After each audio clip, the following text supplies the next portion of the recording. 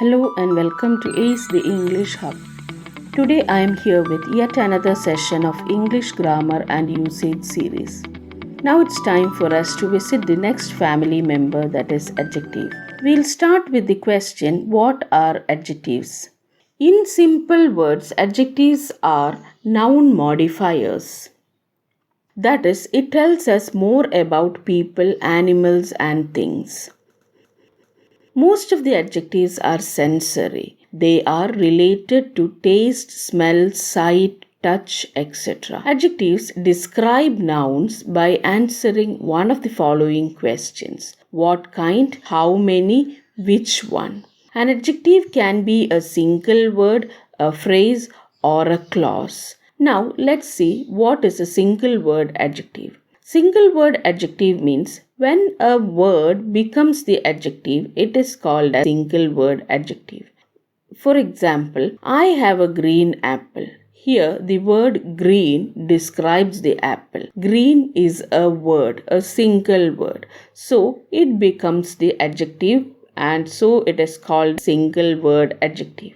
Next comes adjective phrase. A phrase which has an adjective acting as the head is called an adjective phrase. Example, she wore very expensive dress. Here, very expensive is the adjective phrase which describes the noun dress. The adjective expensive heads the adjective phrase. Next comes adjective clause. A group of words having a subject and a verb and which begins with a relative pronoun and functions as an adjective is called an adjective clause.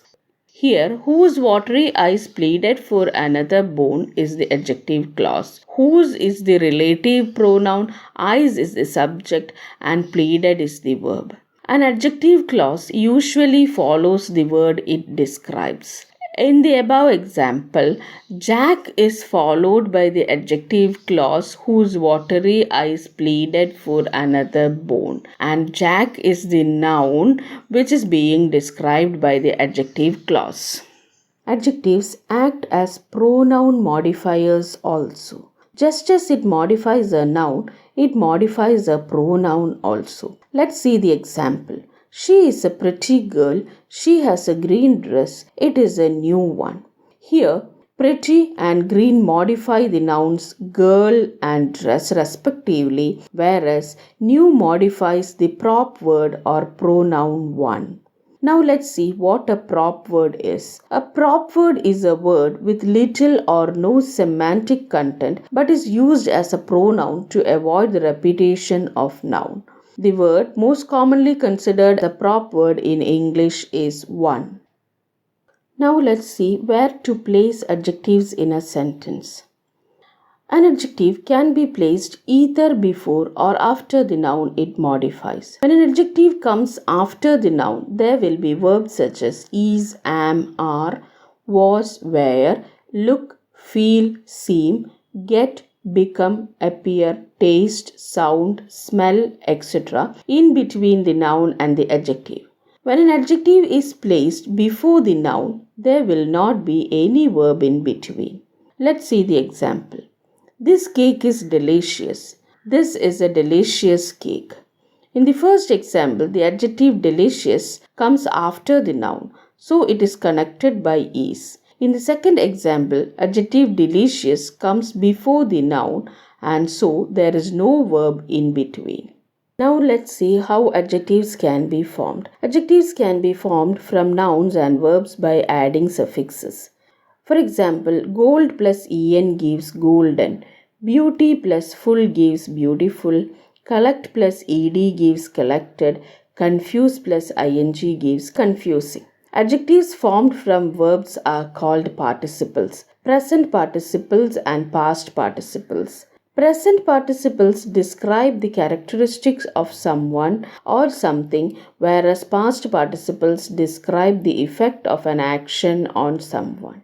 Verb plus the suffix ing gives present participle and verb plus the suffix ed gives past participles. Let's see the example. The magic show was interesting. Another example is I was interested in the magic show.